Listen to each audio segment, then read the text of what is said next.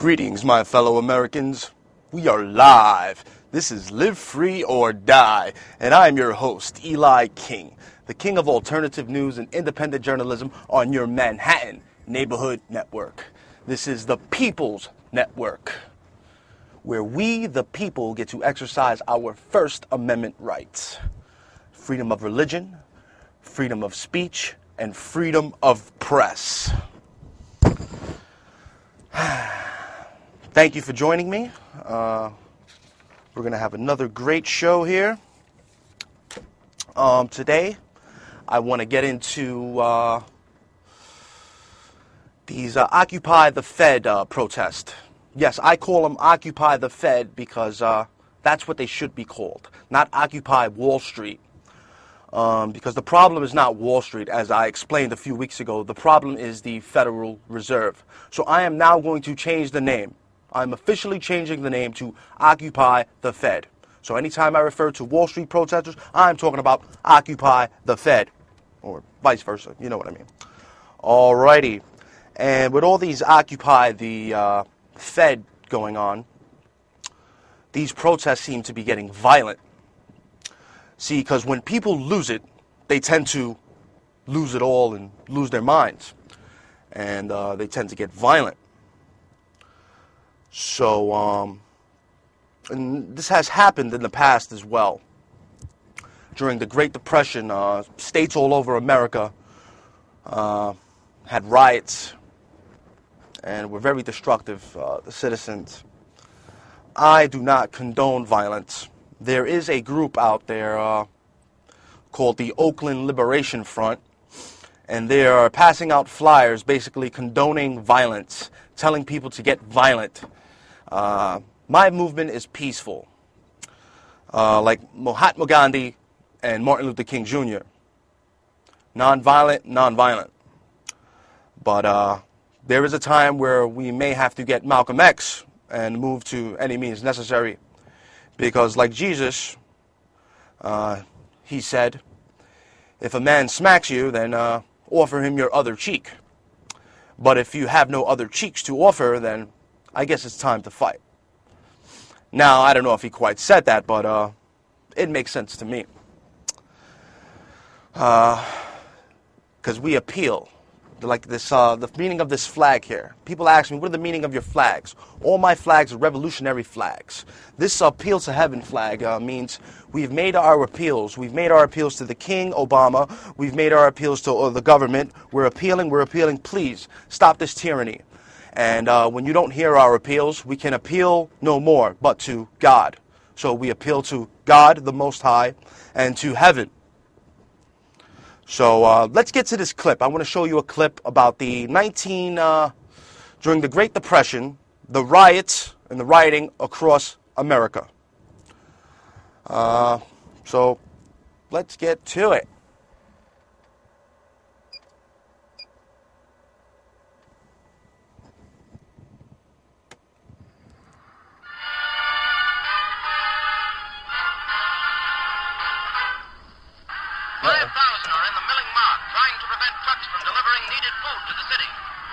Outnumbering the police 10 to 1, they attack in gangs.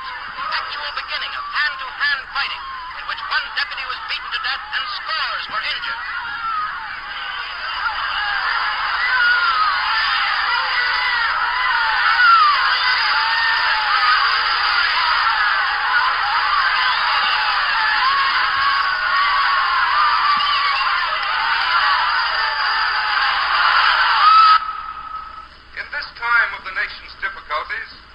We appeal to the common sense of the people for support of the orderly processes of the National Recovery Act as against industrial warfare.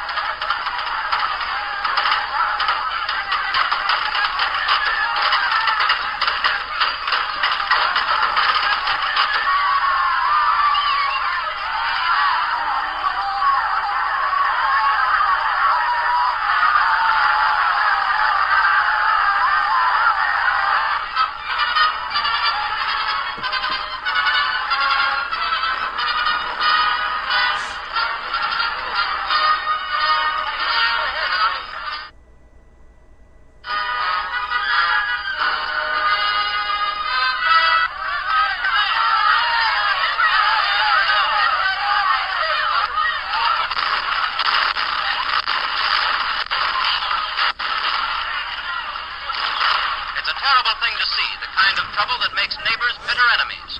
Surely there must be some other and better way of settling these disputes. Now listen to the sheriff. I'm sorry that this thing happened. I done all in my power to stop it. I coaxed and pleaded with the men to get off the picket line. They refused to do it and called me all kinds of names, and I had to take action because the law must be enforced.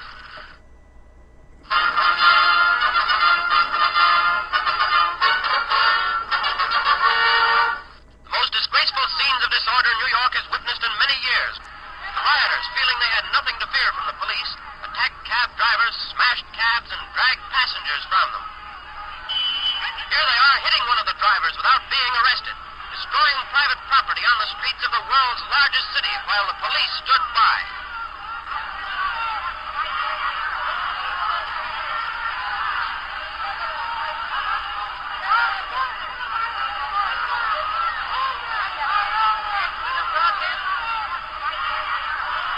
The industrial dispute has now reached an extremely serious position.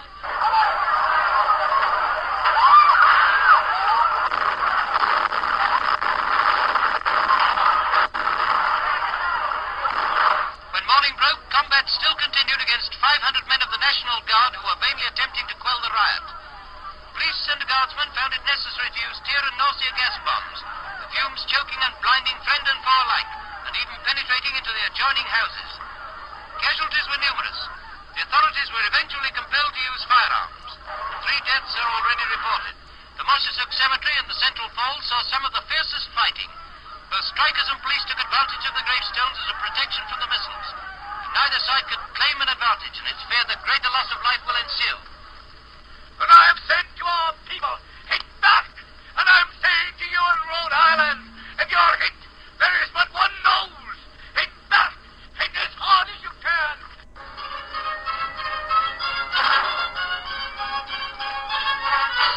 The American people will never tolerate a dictatorship in the name of any cause or any class.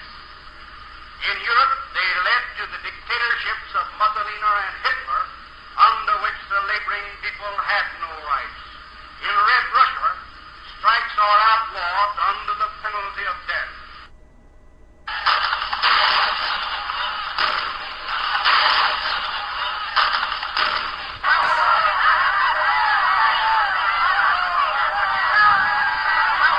We are asking for a general strike to keep organized labor on the Pacific Coast. We are not only asking for it, but we're going to get it.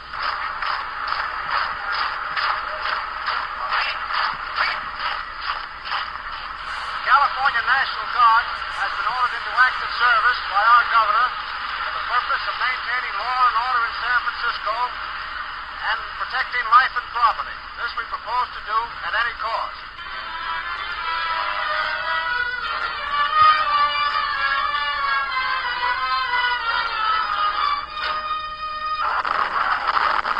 Strikers, in many instances led by professional organizers, agitators, and radicals, often mistake their organized power for right. Those charged with the enforcement of law and the protection of property also may blunder, but the merits of no case can justify violence. Scenes like these have more than local significance. They represent a menace to our entire recovery program. Riots are but 1 degree removed from civil war and must be regarded as such. Surely the last resort in settling differences between fellow Americans. The price of strike violence is bloodshed and universal suffering, making neighbors bitter enemies.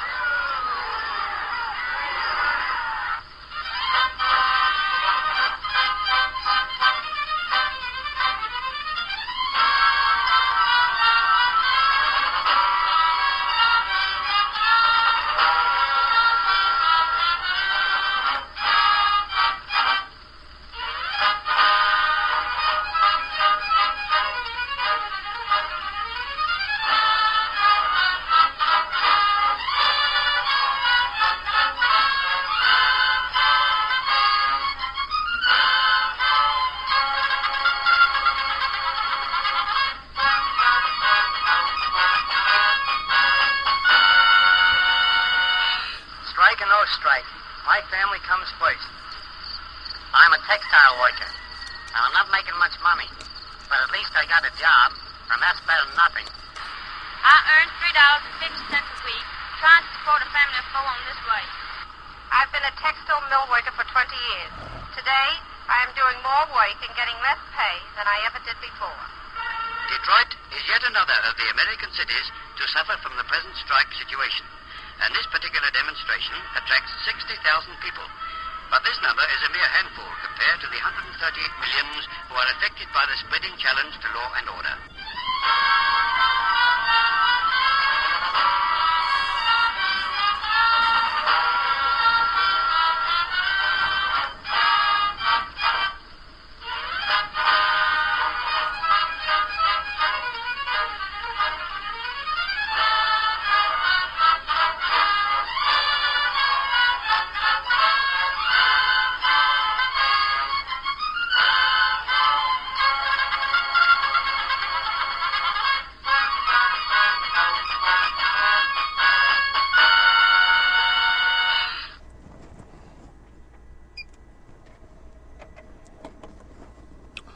All right, I hope you enjoyed that clip.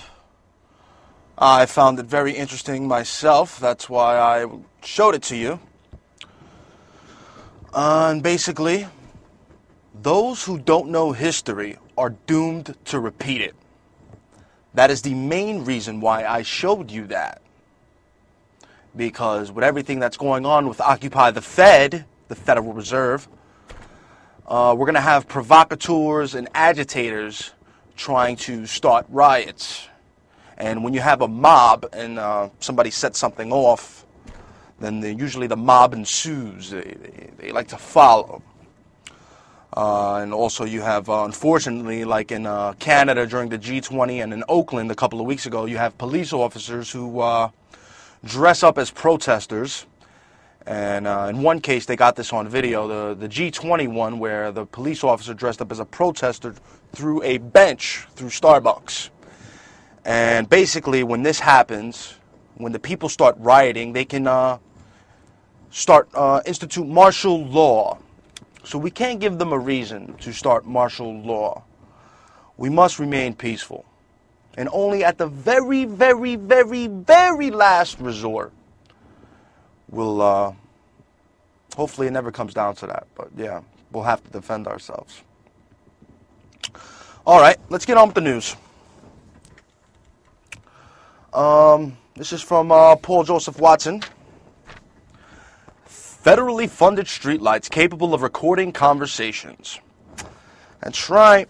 Do you know, I'm sure you've heard about it if you live in New York. They have these gunshot detectors where they say somebody shoots a gun, they can pinpoint the area up to like 3 feet away exactly where the gunshots were let off.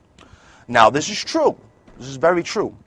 But what they don't tell you is that they can also record your conversations for up to 300 yards away.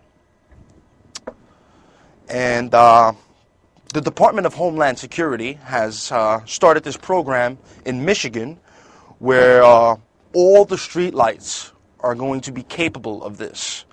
They can let out messages through their speaker systems. They can hear what you're saying. They can possibly look through your clothing through X-ray, like a sort of like a scanner, like in the airports.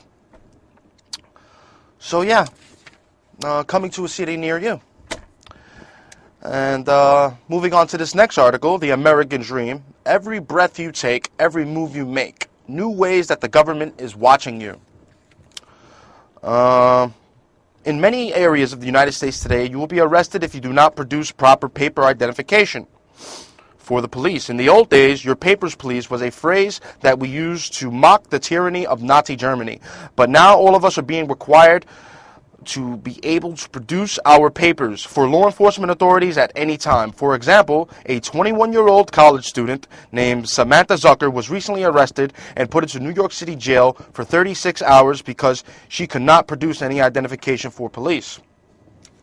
This happens all the time. It happens to be that she's white, so yeah, it's in the papers and everything now. But this happens to young blacks and Hispanic males every day. They don't have any identification. They're just probably cutting through the park to get home, and you got no ID. Guess what? You got to go see the judge. 72 hours in the bookings, probably. Number 2, the federal government has decided that what you and I share on with one another on Facebook and Twitter could be a threat to national security. So they are watching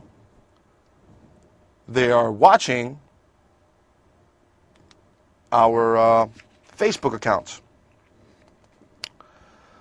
They also have thermal imaging, and also the FBI now admittedly recording internet radio programs.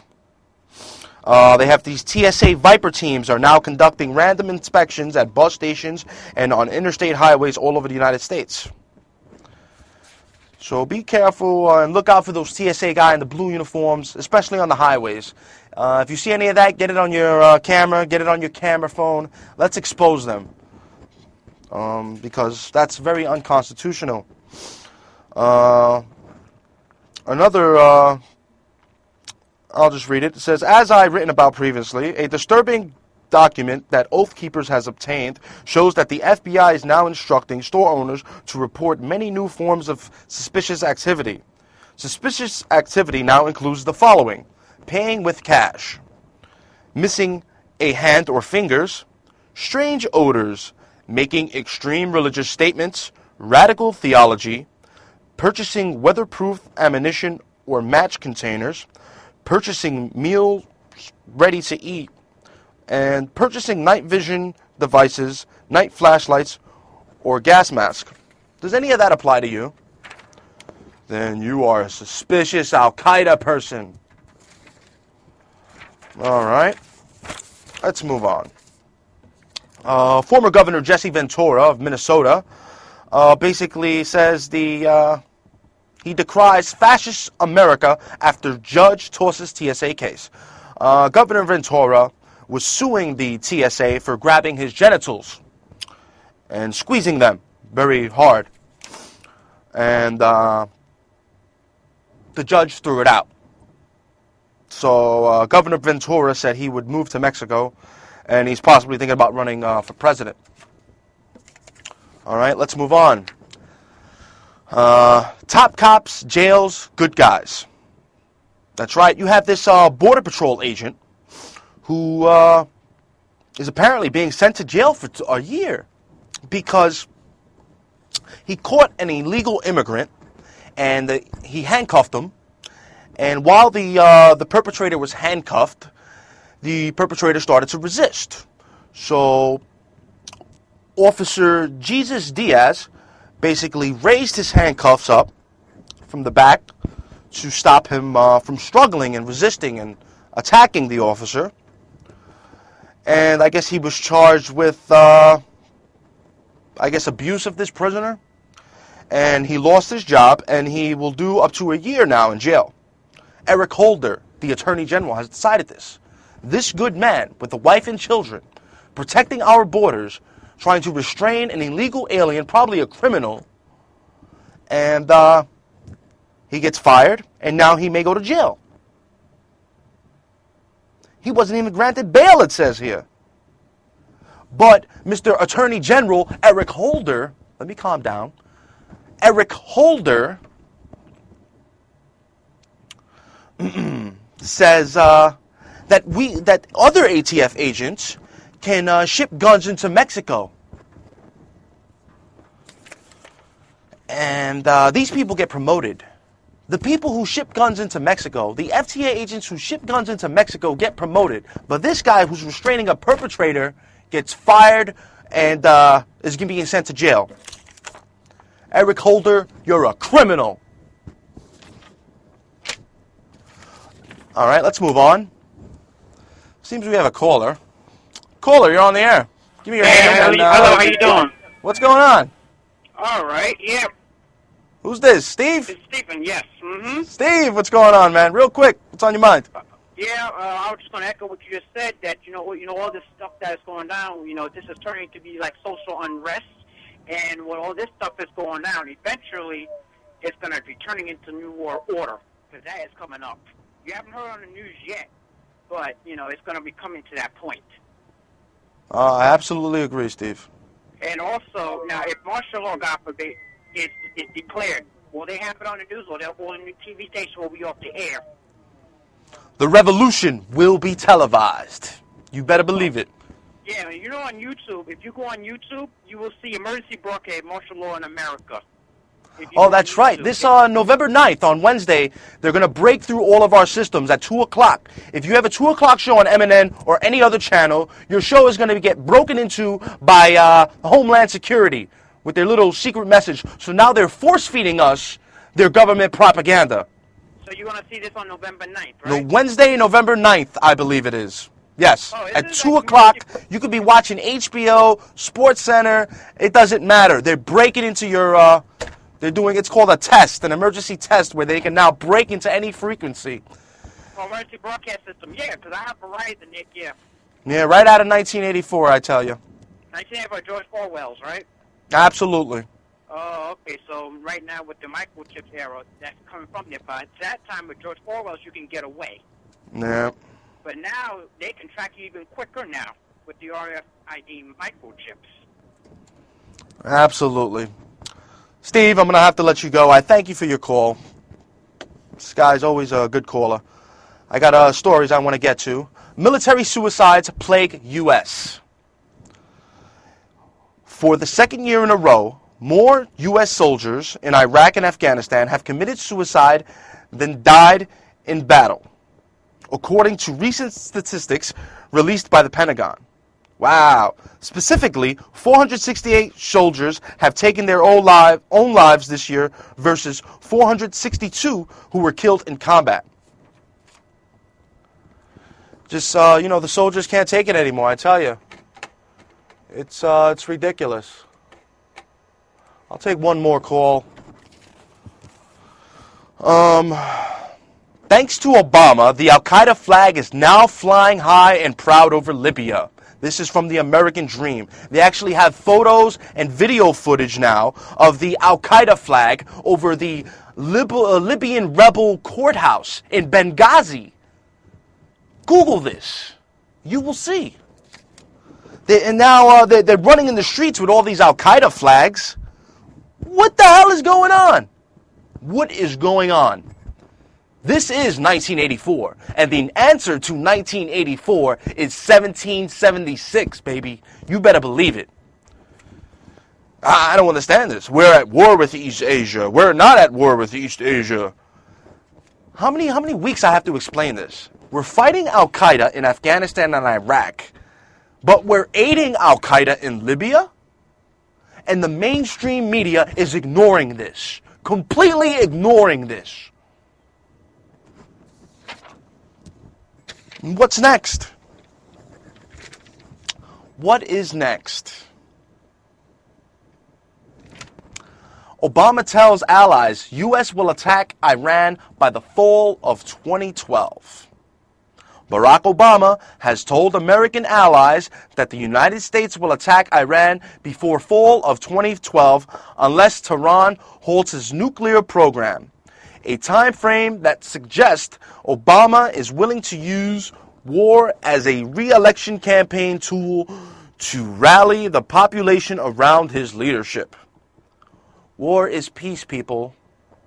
War is peace, according to this guy, Barack Hussein Obama, and his pal, Eric Holder, who was also involved in the cover-up of Oklahoma City. Yeah, we're getting deep, huh? All right. I want to thank a couple of my fans. Give a shout-out to Ralph, Al, Paul, Melissa, Mikey, Steve, Tom, John, and all my faithful listeners and watchers who watch me every week. I thank you. I thank you so much. I hope I am making a difference. I really do. That's why I'm here. It seems I have a following. It feels great. It really does. To unlock minds. I have people coming up to me thanking me. People sending me emails thanking me. Really quick, we're almost out of time. What's your name and where you're from? I guess you don't want to talk. All right. Alrighty, people. Looks like this is it. This is it. We're done here. Al-Qaeda is in Libya, and this is crazy.